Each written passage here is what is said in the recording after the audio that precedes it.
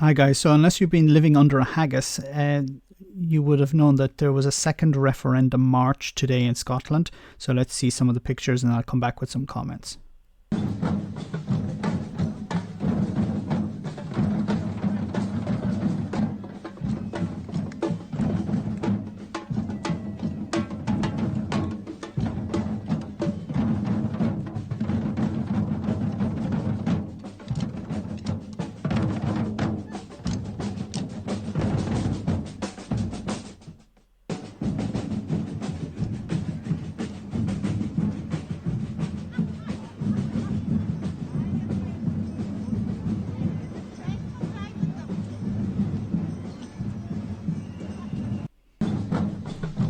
Okay, so I don't know why they talked about the weather there, because I don't think the weather would have stopped anyone, even if it was snowing and freezing.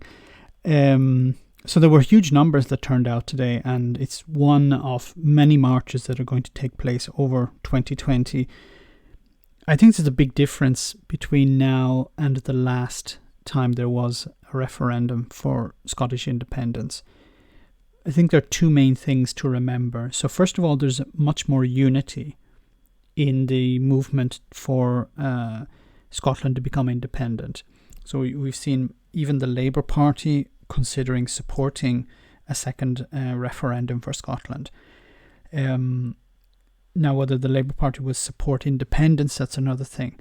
But I think on the side of at least having the referendum, there's much more momentum towards supporting a second referendum, and I think that's going to greatly help the vote in order to become independent. And then we also have to remember the big issue, of course, of Brexit.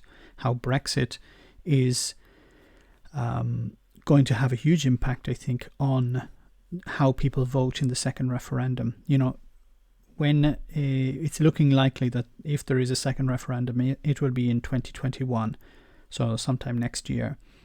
When the UK leaves the European Union at the end of the transition period, if it's not extended, and we start to see some of the negative effects, the real negative effects of Brexit, you can be guaranteed that this would increase the likelihood of a yes result in the second referendum for Scotland. You know, there will be complete pushback against the Tory government. Boris Johnson, you know, can go. He can go to Scotland and try and convince people to stay within the union, but I don't think even he would be that stupid to go to Edinburgh or to Glasgow to attempt to convince people that it's better to stay with London. It's very different, you know, compared to the last time there was a referendum. The politics have completely changed. So I think there's much more likelihood of a yes vote in the second referendum. Now, I don't know, you know, as we say, a week is a long time in politics.